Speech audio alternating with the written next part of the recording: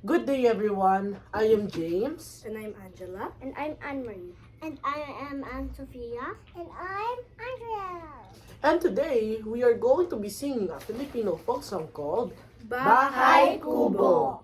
We hope that you enjoy. 3, 2, 1. Bahay kubo, kahit munti, ang halaman doon ay sari-sari. Sikamas at talong, Sigarilyas at mani, sitaw, bataw, patani. Undol, patola, upot, kalabasa, at saka mayroon pa labanos, mustasa, sibuyas, kamatis, bawang at luya. Sa paligid-ligid ay puno ng